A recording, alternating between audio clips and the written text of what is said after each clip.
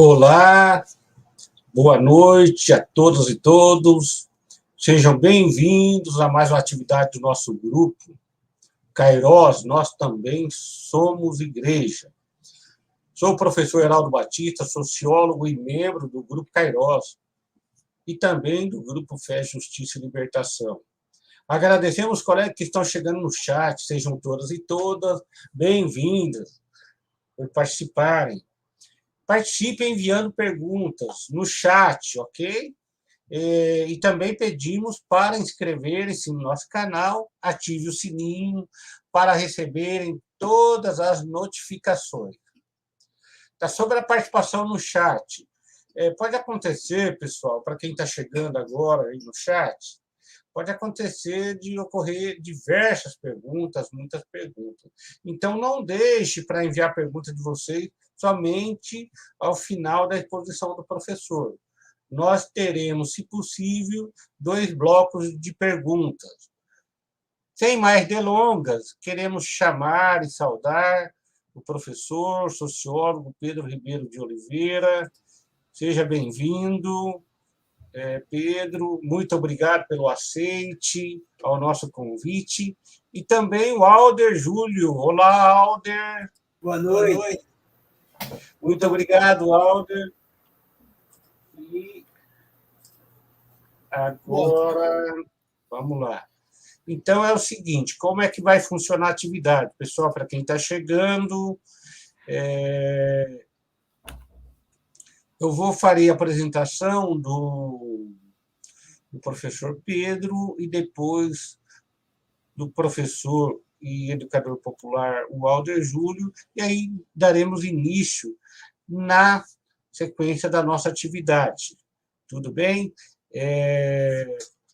E antes disso, eu quero passar a vinheta, que é a vinheta que nós organizamos, de comemoração dos 25 anos do grupo Kairos. Tudo bem? Vamos lá, passar a vinheta, depois a gente retorna aqui.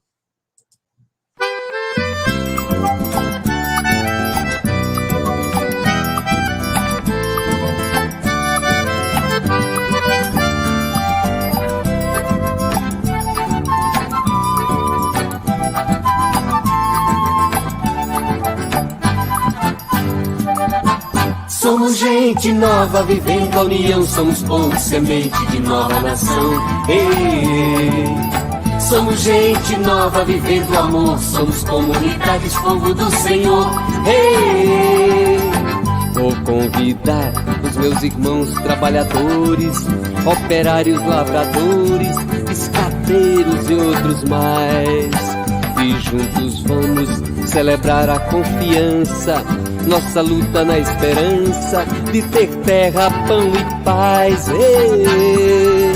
Vamos chamar os índios que ainda resistem, as tribos que ainda insistem no direito de viver. E juntos vamos, reunidos na memória, celebrar uma vitória que vai ter que acontecer. Somos gente nova vivendo a união, somos povo, semente de nova nação. Somos gente nova vivendo o amor, somos comunidades, povo do Senhor. Convido os negros, irmãos do sangue na sina, seu gingado nos ensina a dança da redenção. De braços dados no terreiro da irmandade, vamos sambar de verdade enquanto chega a razão. Vamos chamar Oneide, Rosana e Maria, a mulher que noite e dia luta e faz nascer o amor. E reunidas no altar da liberdade, vamos cantar de verdade, vamos pisar sobre a dor. Somos gente nova vivendo a união, somos povo, semente de nova nação. Somos gente nova vivendo o amor, somos comunidades, povo do Senhor. Vou convidar a criançada e a juventude, tocadores me ajudem, vamos cantar por aí. O nosso canto vai encher todo o país. Velho vai dançar feliz, quem chorou vai ter que rir. Desempregados, pescadores desprezados e os marginalizados, venham todos se ajuntar. A nossa marcha pra nova sociedade, quem nos ama de verdade pode vir, tem um lugar. Somos gente nova vivendo a união, somos povo semente de nova nação. Somos gente nova vivendo o amor, somos como...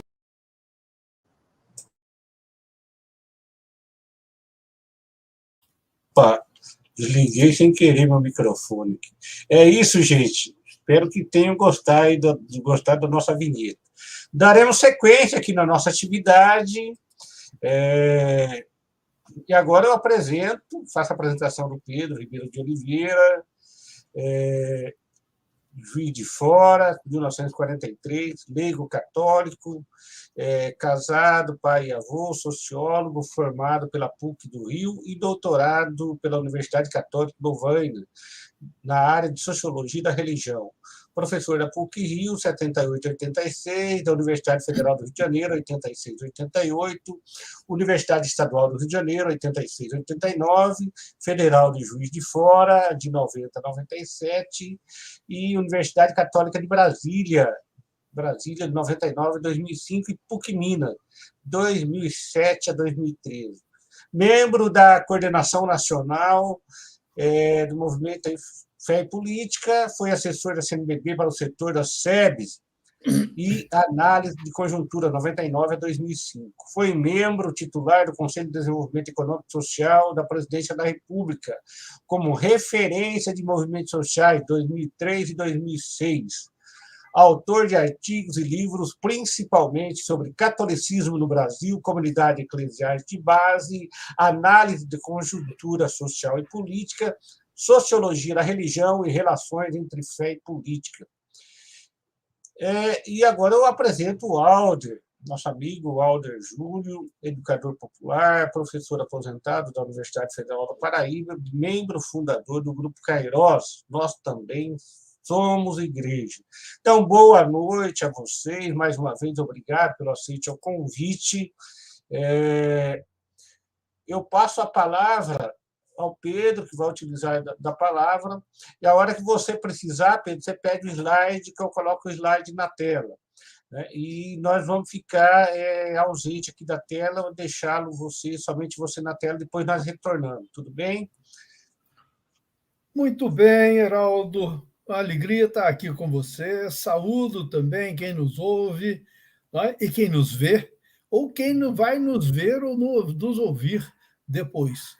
Saúdo também o Alder Júlio, que encontramos já uma vez no Encontro de Fé e Política em Campina Grande, e outra vez também, creio que aí em João Pessoa, há mais tempo, e é uma alegria estar com vocês, falar para essa gente do Nordeste, essa brava igreja de João Pessoa, que conheci ainda nos bons tempos de Dom Zé Maria Pires. Bela igreja que foi um exemplo para todos nós e que vocês continuam forçando para que ela não desista dessa caminhada. A gente sabe que é difícil, aliás, é o que eu vou falar hoje, que os tempos não estão fáceis, mas é isso, nós que somos leigos, que somos igreja, nós temos que insistir para que ela seja digna dessa geração de gente como Dom Zé Maria, o Comblan, o Ibiapina e tantos outros grandes do Nordeste, de todo o Brasil, da América Latina. Então, é uma alegria estar com vocês. Podemos começar. Então, Heraldo, peço que você coloque, essa palestra eu preparei aqui para vocês. Devo dizer que eu fui chamado há 2 meses atrás a falar também para o IHU. Então, se alguém me viu no evento do IHU, o Instituto Humanitas, do Rio Grande do Sul, talvez dizer, opa, mas já ouvi essa ideia. É claro, eu não consigo ser original no espaço de 2 meses entre uma live e outra. Mas então é isso. Eu vou falar aqui, eu sou sociólogo, como o Heraldo falou muito bem, e vou apresentar, pode passar, Heraldo, por favor, e vou falar aqui usando a sociologia para entender essa relação entre a Igreja Católica. Eu vejo a Igreja enquanto instituição eclesiástica, não estou vendo a Igreja enquanto povo de Deus, não há uma definição teológica, mas essa Igreja real, concreta, que está aí, com seus bispos, com seus padres, com seus leigos e leigas, suas religiosas, seus religiosos, suas paróquias, suas comunidades, suas dioceses. Essa que nós vemos aí, bem palpável e concreta, é isso, é essa igreja que, como sociólogo, eu vou tentar entender o que está acontecendo. Mas, para isso, eu acho indispensável hoje situar a igreja nos últimos 70 anos. Por que eu digo isso? Porque é para pegar o tempo que vai desde o Concílio Vaticano II, que é um momento de grande mudança na igreja, até os dias de hoje. Claro, a gente poderia ir mais longe no tempo, mas eu acho que aí a mudança do concílio ela é chave para entender o que está acontecendo hoje. E devo dizer que vamos, como já fiz na apresentação, que eu uso essa visão sociológica para abrir pistas para impulsionar uma igreja no caminho da libertação. Ou seja, eu não faço uma sociologia acadêmica para ficar olhando como é que a igreja é, mas dizer o que nós, leigos, que queremos uma igreja libertadora, podemos fazer, ou qual caminho nós temos para ir mais longe, para que ela avance nessa linha. Então, apresentamos aqui o primeiro slide. Vamos passar o slide. E esse primeiro slide, Heraldo, pode passar? Começa falando do Concílio Vaticano II. Aqui é só um lembrete, né? Eu não vou analisar, só lembrar, 62 a 65.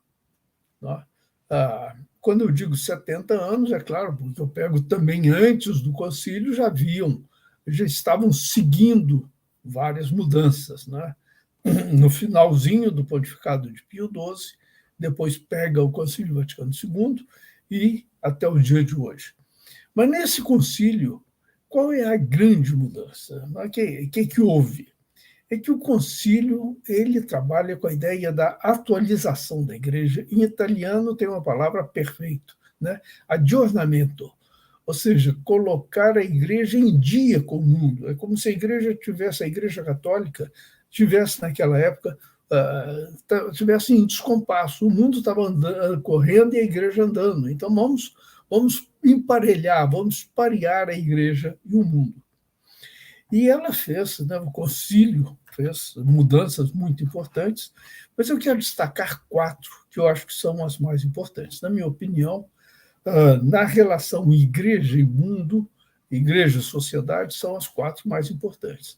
Que é a mudança na liturgia, que é a forma de expressar a fé na comunidade. A igreja, nesse momento, é fruto de toda uma reforma litúrgica que já vinha antes. Ela abandona aquela liturgia antiga, uma liturgia de séculos passados, não de milênios, mas de séculos passados, e faz uma liturgia como expressão de fé da comunidade, e não apenas o sacerdote celebrando.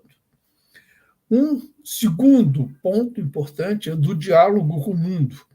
Então, onde nós vamos dizer, a igreja não é aquela que rege a sociedade, mas a igreja está em diálogo com a sociedade, em diálogo com o mundo. Esse documento é muito bonito, ele começa as alegrias e sofrimentos do mundo são alegrias e sofrimentos da igreja. O que o mundo sofre, a igreja sofre. Onde o mundo se alegra, nós nos alegramos. Nós somos parte do mundo. Não existe uma história da igreja separada da história do mundo. Nós somos parte da mesma história. Um terceiro eixo é esse: a igreja é povo de Deus. Aqui também é fundamental. O batismo faz com que todos os membros da igreja tenham igual dignidade de membros. Então, é povo. Tá? o grande povo formado por todos, né? Em grego, tem até a diferença de laos, povo, e demo. Demo é o conjunto dos cidadãos, e laos é o conjunto de todos, né? Cidadão, homem, mulher, livre, escravo, todos, né? Formam o laos. E é o laos que é povo de Deus. E não, igreja não é uma hierarquia que o governa e os leigos e leigas obedecem. Enfim, um dado importante, a palavra de Deus, que está na Bíblia, deve ser acessível a todo o povo de Deus. Essa é uma mudança fundamental, porque a partir daí, os leigos e leigas que raramente tinham acesso à Bíblia, a leitura da Bíblia, ela era praticamente proibida, só devia ser lida com recomendação do padre. O leigo e leiga não tinham uma referência. Valia a palavra de Deus, era a palavra do padre. Agora não. A partir do momento em que se conhece a Bíblia, nós sabemos que a palavra de Deus é aquela que está na Bíblia. E nós temos, a partir da Bíblia, como confrontar se o padre está ou não está falando a palavra de Deus. O padre, o bispo e tudo mais. Enfim, nós vamos ter consequências disso. Superar a igreja de cristandade, isso é fundamental, em que a igreja era uma aliada ao Estado, a garantia da civilização ocidental cristã. Então, vamos superar essa ideia, o concílio supera a ideia de cristandade e pensa uma igreja ecumênica, em diálogo com o mundo, opção pelos pobres. Na América Latina isso vai aparecer. Né? Se a igreja se propunha a ser o diálogo com todo mundo, os bispos na América Latina disseram, bom, mas o nosso mundo que nos pede um diálogo são os pobres. Então, o nosso interlocutor, principalmente, não é a sociedade moderna, burguesa, mas são os pobres, são eles que querem um diálogo conosco. E daí vai nascer essa experiência maravilhosa, que são as comunidades eclesiais de base, que são marca registrada da Igreja do Brasil, da América Latina. Também a ideia de igreja particular. Não é? Cada diocese é uma igreja particular. Não é? Elas devem trabalhar juntos, ter uma pastoral de conjunto, e para isso nós vamos encontrar as conferências episcopais. Elas vão organizar de modo que a gente tenha, que você não tenha cada diocese com a sua catequese, mas uma catequese que tem uma linha geral para todo o Brasil, para todas as dioceses. Então, aí a conferência dos bispos será muito importante e vão aparecer as teologias da libertação. Então, a imagem que eu faço é o seguinte, a igreja teve muita dificuldade de lidar com a sociedade criada depois da Revolução Francesa na Europa. A Revolução Francesa que trouxe a ideia de liberdade, igualdade, fraternidade. Né? Então, foi como uma igreja muito fechada, muito dura, que não aceitava nada que era moderno. Pois, quando veio o Papa João XXIII, ele fez, bom, agora vamos chamar o concílio e vamos mudar. Então, é que, como um rio que foi represado durante o século dos Pios, né? Eu gosto dessa expressão que o padre Libânio usava, né? O João Batista Libânio, o século dos Pios. Eu digo, o século que vai de Pio IX a Pio XII, do Concílio Vaticano I, até as vésperas do Concílio Vaticano II. Eles represaram, não aceitaram nenhuma mudança. E, de repente, esse rio extravasou e nós vamos ter uma igreja diferente. E aí a gente pega o segundo slide, o outro slide, o próximo, que vai nos falar de o que aconteceu, o que havia aí. Né? Heraldo, pode passar o slide, por favor. Então, é que este rio represado que extravasou, os conservadores ficaram assustados e disseram, e agora? Nós precisamos... O que é a igreja agora? Agora mudou tudo, não pode. Então, quando o João Paulo II assume a função de bispo de Roma, e papa da igreja, e chama o cardeal Ratzinger para fazerem a interpretação do concílio, eles vão interpretar o concílio como uma continuidade do que era antes. Então, eles dizem, não, espera aí, houve essas mudanças sim, mas isso é como uma reforma dentro da casa. A casa continua a mesma. Nós vamos consertar o que estava estragado, o que estava meio deteriorado, repintar aqui e ali, e vamos fazer uma mudançazinha aqui e ali. Mas não é não vamos dar uma reestruturação da igreja. Essa é a grande a interpretação que eles vão trazer. Tá? O concílio ele é uma reforma, como a gente faz uma reforma na casa, uma restauração, mas só para dar uma arrumadinha. Ele não pode relativizar tudo. E, então, por isso eles chamam uma restauração identitária. Nós vamos restaurar a mesma igreja com a mesma identidade. Tá? Enquanto a outra interpretação, a interpretação de que o concílio, de fato, traz uma mudança fundamental, similar à que tinha acontecido, digamos, com a reforma gregoriana no século XI, não é? Que criou esse modelo de igreja monárquica. E não, mudou. E aí a grande disputa. O Concílio Vaticano II é uma reforma estrutural ou é apenas uma restauração, não, para uma correção dos erros. E para garantir esse projeto, então, de restaurar a identidade, não deixar que as reformas fossem muito longe, eles tomam algumas providências. Eu assinalei aí algumas, porque são boas para a gente entender o que aconteceu no pontificado de João Paulo II. Nomeação de bispos, que isso é feito pelo Papa, na verdade não é pelo Papa, mas pela Santa Sé, pela Congregação dos Bispos, nomeação de bispos na mesma linha do Papa. Tá? Havia bispos, no caso um arcebispo, que dizia, eu sou o xerox do Papa.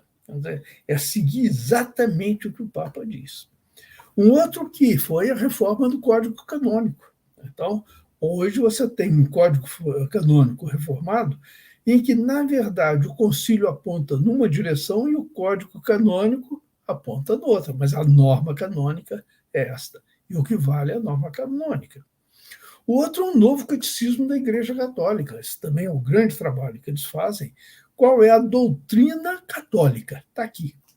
Então, você esquece a Bíblia, esquece a teologia e vamos ficar com esse catecismo. Né? Bispo, padre, todo mundo tem que seguir esse catecismo. Depois, na época do concílio, nós tivemos experiências muito interessantes, aí no Nordeste, na Paraíba, inclusive, mudanças grandes. Os padres que eram formados no trabalho pastoral, na atividade, e não em seminário fechado, pois voltou a formação em seminário fechado, exclusivo para a formação do clero. Né?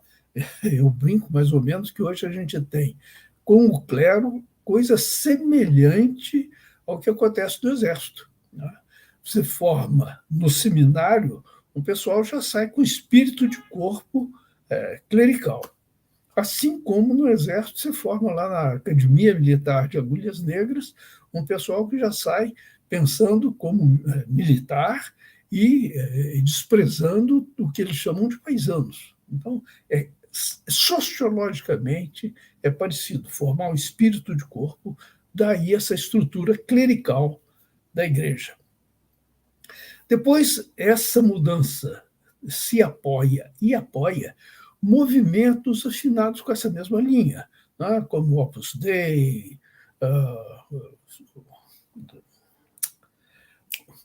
o Concílio de Cristandade, na época, esse menos, mas mais Renovação Carismática, mas os Quicos, né? O movimento catecumenal e outros movimentos que iam também nessa mesma linha, né? De voltar a... Opa!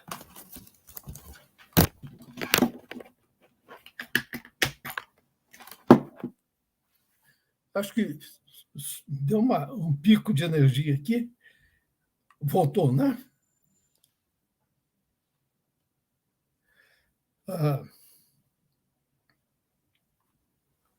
Tá ok aqui. Aí, então tá bom. É que aqui no meu computador deu um pico, Tá. desculpe. Tá? Então, nós vamos encontrar, diante disso também, a uniformidade teológica. Então, hoje, você vai de uma diocese para outra, parece que todo mundo faz tudo igualzinho, né? Celebração da missa, tudo igualzinho. E um retorno à liturgia antiga e à piedade devocional. Então, é um movimento que é um movimento para conter as mudanças, conter. E, vamos dizer que foi bem sucedido. Também foi um longo pontificado de João Paulo II, completado pelo pontificado de Bento XVI, no sentido da restauração identitária. E aí vamos ao slide seguinte, Geraldo. A gente tem que entender agora o que aconteceu no mundo nessa mesma época da restauração identitária. Não é por acaso. Não é? A gente não pode ver a igreja como se ela não existisse ligada à sociedade. E aí eu tenho que lembrar, a igreja sofreu com o neoliberalismo, porque ela desempenhou, igrejas cristãs, mas particularmente a Igreja Católica, ela foi o líder moral do mundo capitalista no combate ao comunismo. Durante a Guerra Fria, né, que foi depois da Segunda Guerra Mundial até 1990, a liderança moral do Ocidente capitalista era, em boa parte, a Igreja Católica, os bispos e pastores.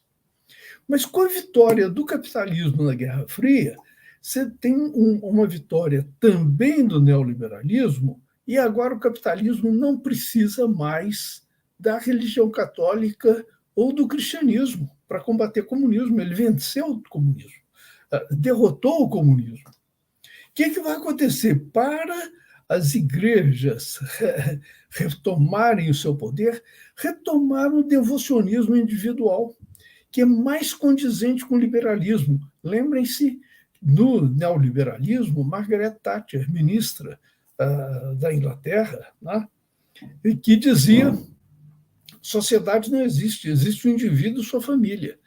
E a religião agora entra nessa mesma linha. Nós não vamos falar da sociedade, de política, essas coisas. Nós vamos falar do indivíduo e da sua família. A igreja começa a fazer, nas suas celebrações, a chamada igreja espetáculo. Né? Celebrações de massa, e os padres vão fazer um trabalho de autoajuda. Né? Como se ajudar as pessoas a resolverem os seus problemas, seus sofrimentos e tudo mais. Então, o resultado é que a igreja vai perdendo comunidades e criando uma clientela. Vai criar um público que assiste à missa, um público que vê os espetáculos, um público que vê aquelas grandes celebrações, mas não uma comunidade firme.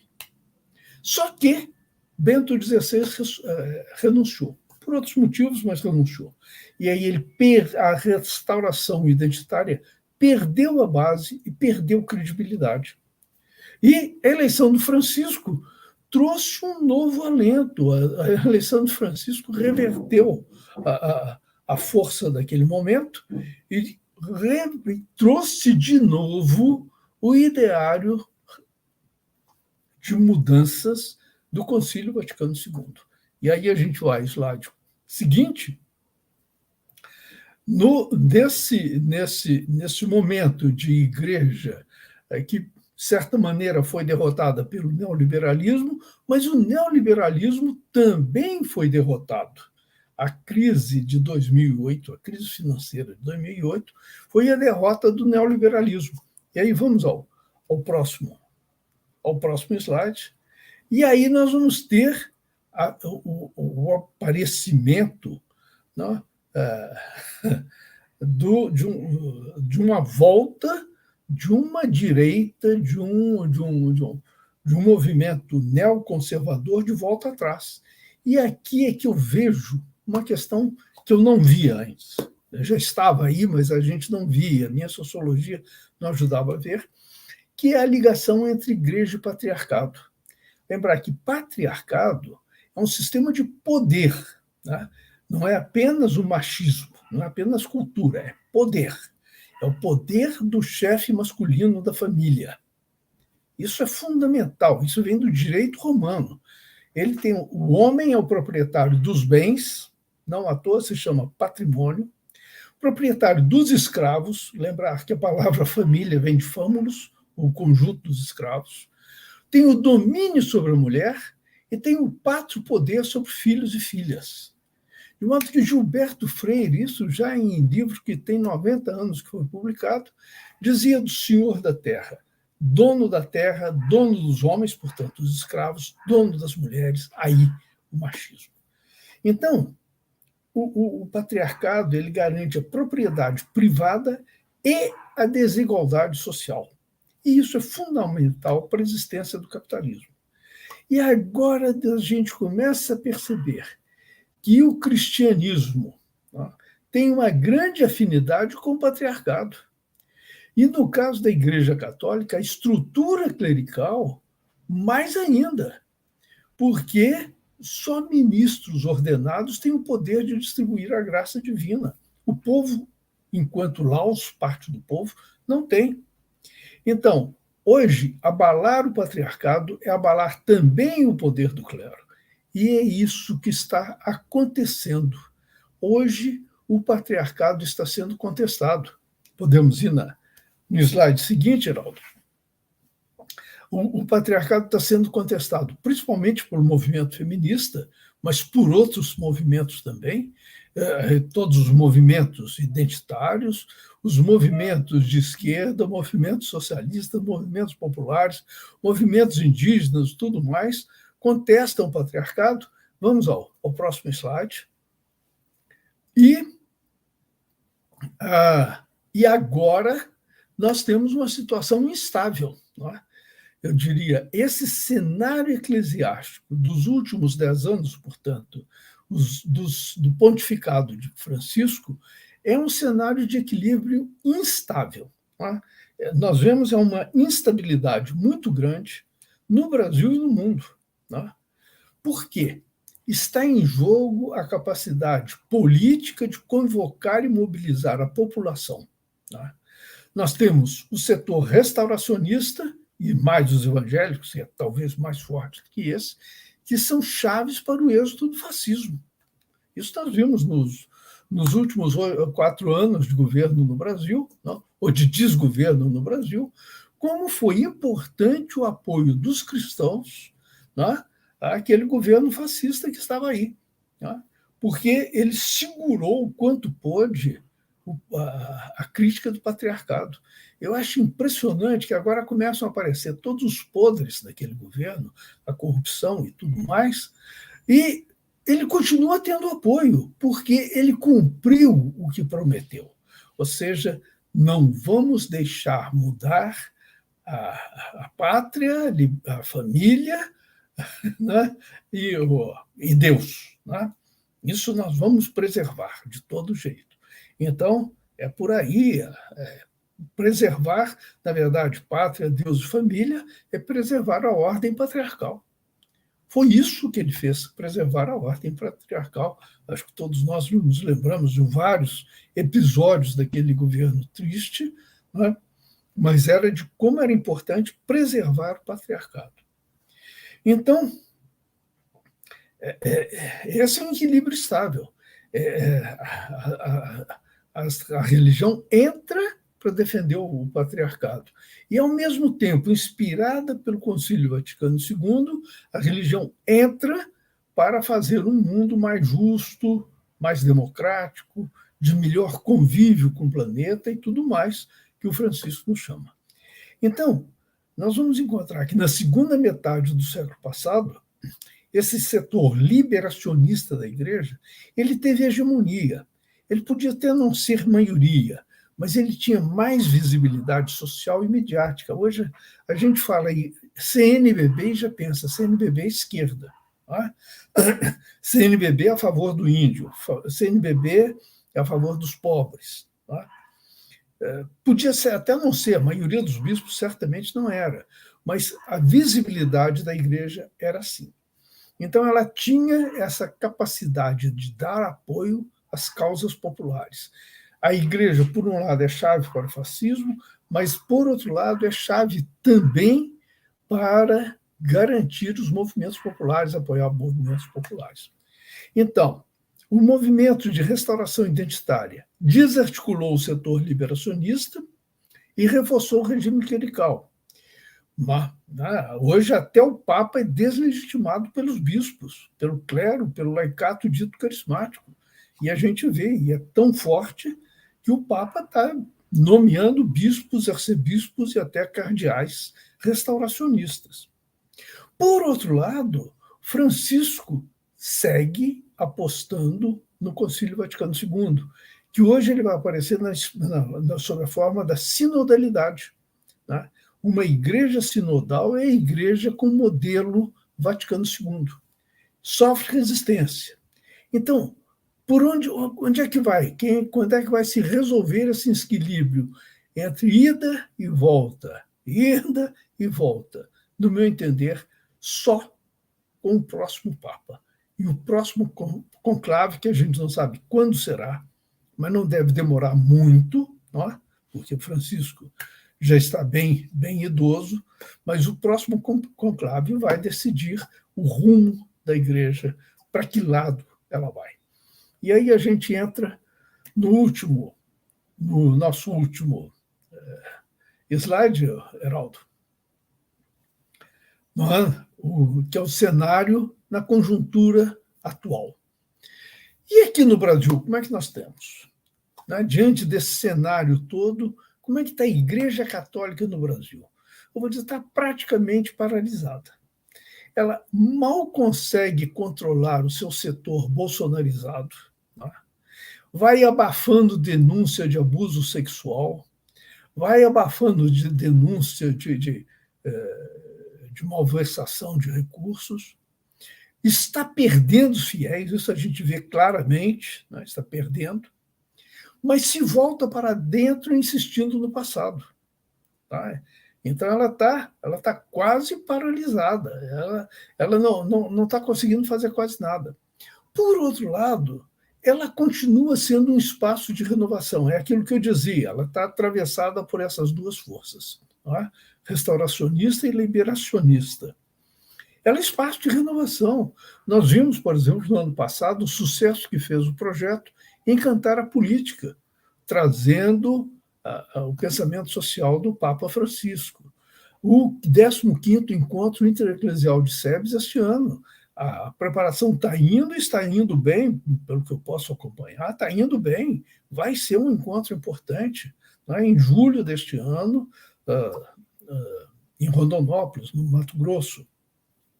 A campanha da Fraternidade 2023 foi sabotada em muitas paróquias, mas em outras paróquias continuou firme.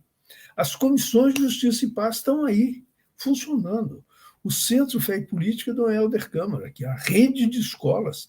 Hoje são 100 escolas no Brasil, escolas de fé e política, ligadas, apoiadas pela CNBB.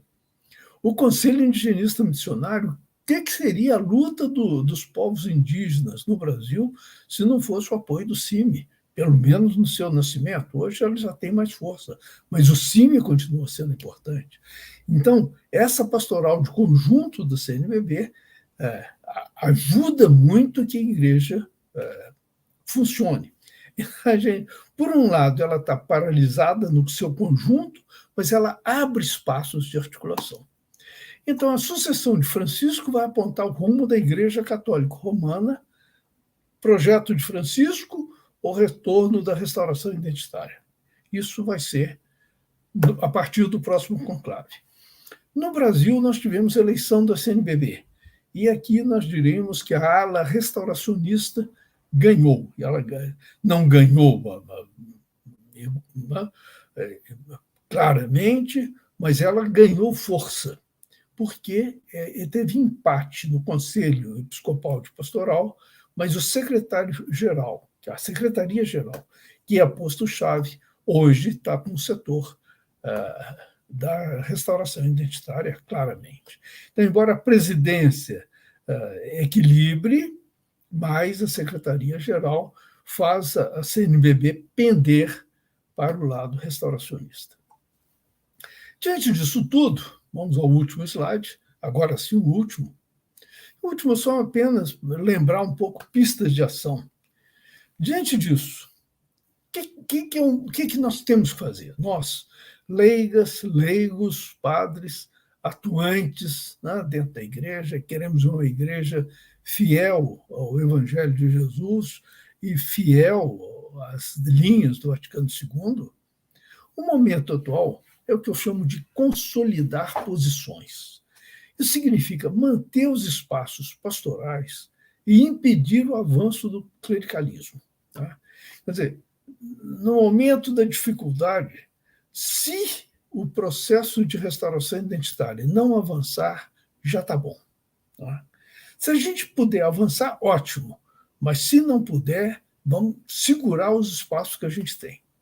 Para isso, a recomendação prática: evitar ações que impliquem desgaste.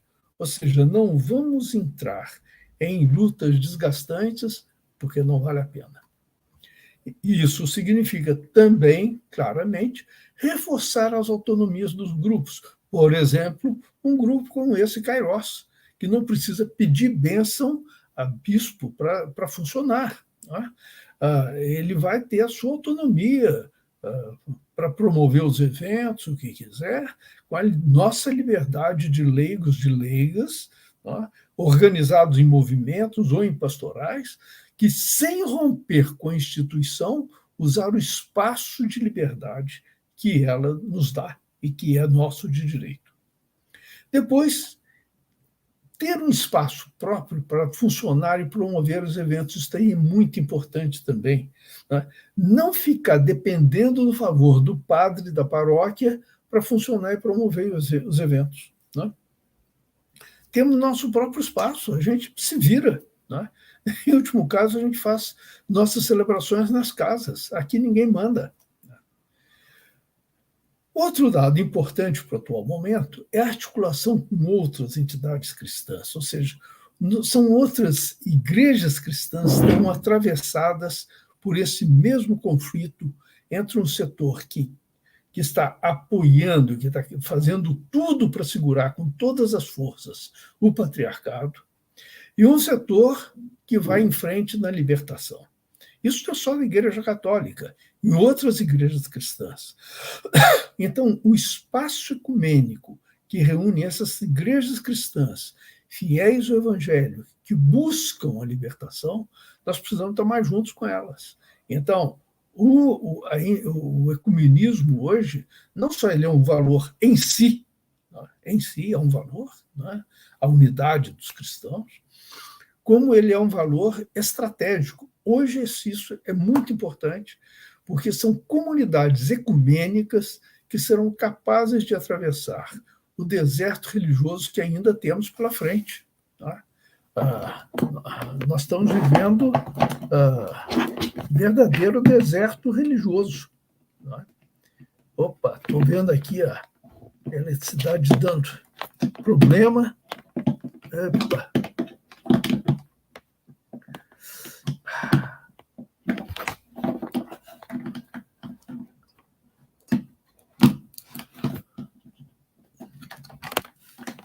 Opa.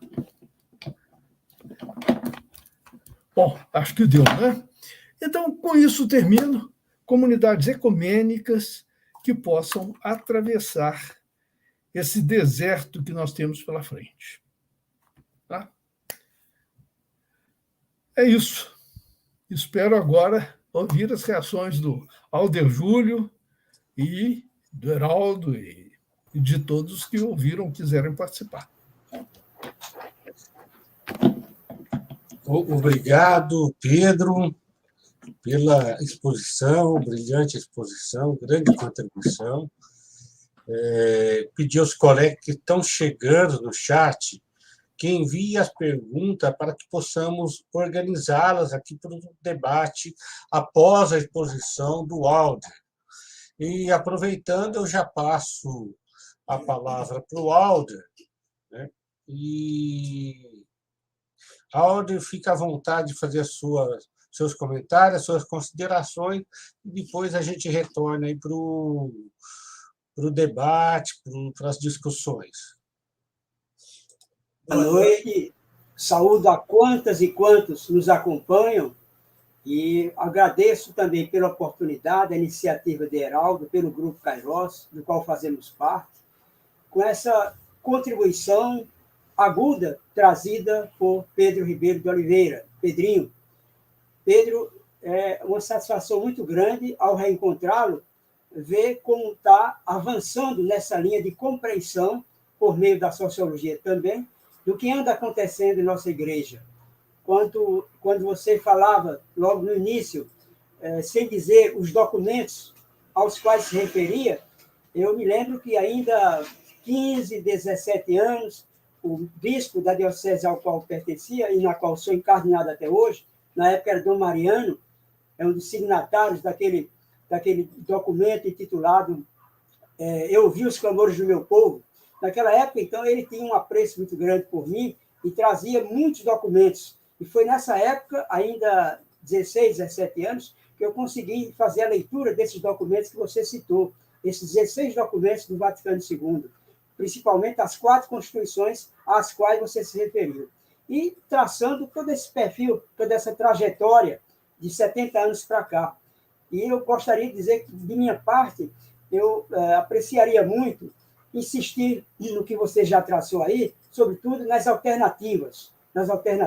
Insistir um pouco nisso, nessas breves palavras, que eu espero não tomem tanto tempo, 15 minutos, para mim seria suficiente para escutar também outras vozes que nos acompanham. Então, neste ponto, eu diria que é importante a gente entender que essa instituição dominante, desde o Concílio Vaticano II até hoje, embora tendo as portas abertas pelo Vaticano II, que deveria ser não um ponto de chegada, mas um ponto de partida, inclusive na visão do próprio João XXIII, o bom Papa João, no entanto, nem isso a gente está conseguindo manter hoje, como você muito bem traçou, trouxe essa trajetória. Então, eu diria que, desse ponto de vista, sempre é importante dizer, tanto do ponto de vista dos movimentos eclesiais, quanto do ponto de vista dos movimentos populares, o entendimento cada vez maior de que as mudanças dificilmente partem de cima para baixo. Então, o meu apelo aqui é muito nessa direção de a gente construir, de acordo com as alternativas que você lançava também, construir essas bases de retomada, de fortalecimento, de consolidação das conquistas poucas que nós temos nos dias de hoje. Mas isso a gente tem uma grande ajuda quando entende que as transformações, tanto eclesiais quanto do ponto de vista sociológico, elas vêm a partir da construção das bases. Às vezes, a hierarquia ajuda, como, por exemplo, essa espetacular geração de bispos que a gente teve nos anos 70, nos anos 80, por exemplo, aos quais o padre José Comblan, em seu livro A Profecia na Igreja, dedica um capítulo a reverenciar uma dezena desses bispos que tiveram um papel importante no tempo da ditadura militar. Então, eu diria que ajuda a gente nessa direção a refrescar a memória, sem querer reinventar a roda, mas dizer que nossa própria caminhada tem muitos testemunhos bonitos de resistência, de insistência, de persistência, que a gente deve hoje buscar localizar, mapear, estar junto com, aprender também compartilhar.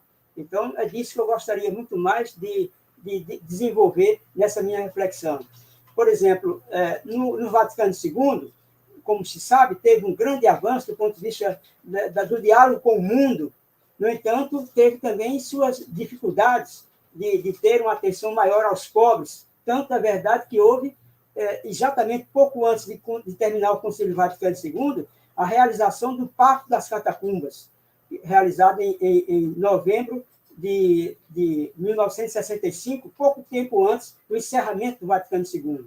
Aquele testemunho de 40 bispos, inclusive daqui do Brasil, do Nordeste, mas também de alguns leigos que lá estavam presentes, como é o caso do Paulo Gautier, de Teresa, e até o Luiz Gonzaga Fernandes, não era bispo, então, depois é que se tornaria, estava presente lá também.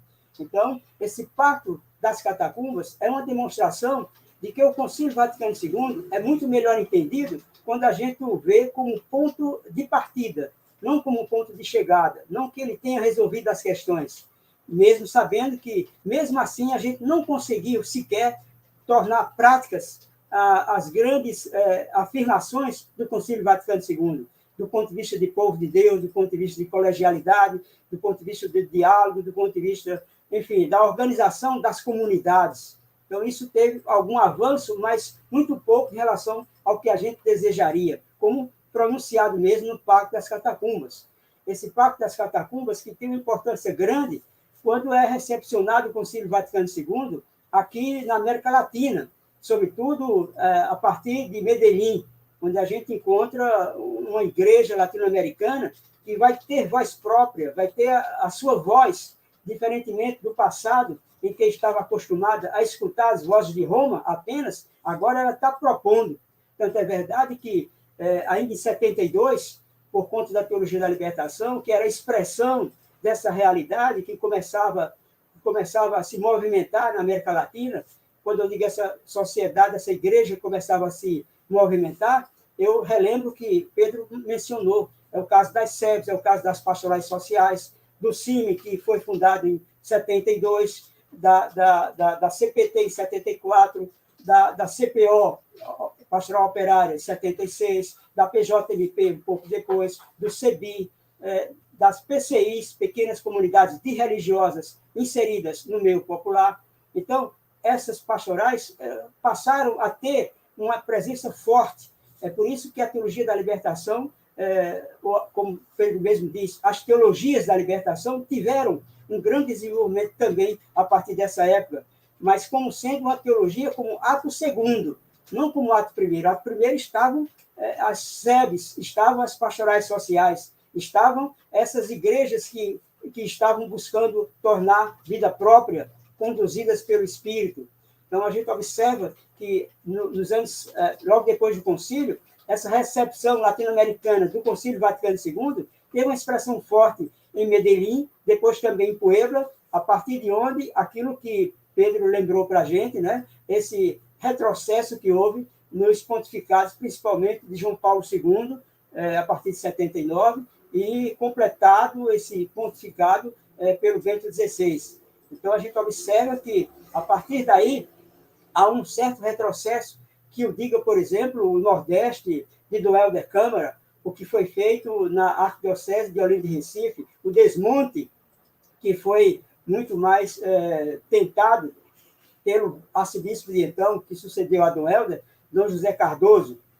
E assim, a gente vai ver também que outras coisas também aconteceram nessa época, o desmonte da Arquidiocese de São Paulo, por exemplo. Então, são muitos sinais desse desmonte.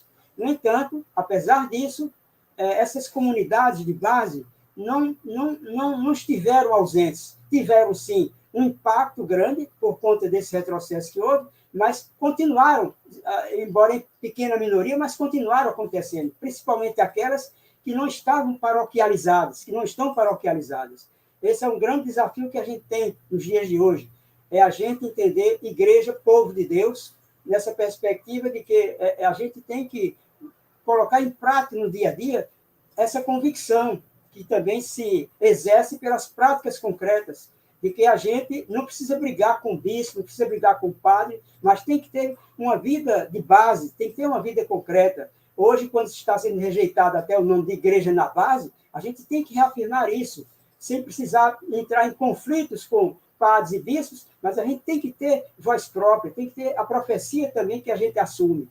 Então, eu diria que hoje a gente é convidado a enfrentar esses desafios no sentido das pistas que o Pedro levanta, a capacidade de a gente dialogar com outras igrejas também, dialogar com outras igrejas que têm, de fato, apresentado semelhanças fortes com a nossa caminhada, e são várias, a gente tem que aprofundar isso aí de um lado, a gente tem, por outro lado, de ter mais capacidade de dialogar com os movimentos populares, porque a gente sabe que quem pertence às SEBs tem um pé na igreja e um pé na sociedade.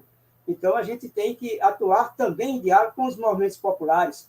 Muitos desses movimentos tiveram uma influência grande dessa igreja na base, por exemplo. Imagine como o MST, ele veio exatamente dessas lutas, dessas pastorais sociais, da CPT, por exemplo, é o caso do MST. Então, reforçar esse diálogo com outros setores fora da Igreja Católica, sem deixar a Igreja Católica, mas tendo o compromisso de dialogar com outras comunidades, que não sejam eclesiais apenas, não só com outras comunidades cristãs, mas também outras que não professam religião. A gente tem um chamamento muito forte nessa direção. Acho que isso requer, por exemplo, do ponto de vista da educação popular que atua nessa linha, requer o compromisso nosso de a gente fomentar, ao mesmo tempo que se organiza pela base, ao mesmo tempo que cria essas pequenas comunidades, que cria essas pastorais sociais, a gente vai também buscando reforçar o compromisso formativo. Compromisso formativo. Hoje, uma grande desvantagem que temos no mundo dos leigos, por exemplo, é o fato de ainda serem poucas as leigas e os leigos que tentam aprofundar essa realidade, estudar historicamente a igreja, no sentido apenas que tenha capacidade de dialogar com o padre, com o bispo, com o papa e assim por diante. Então, a gente tem muita essa necessidade de uma formação pela base, formação contínua. Não se trata de palestra, se trata de uma continuidade de formação.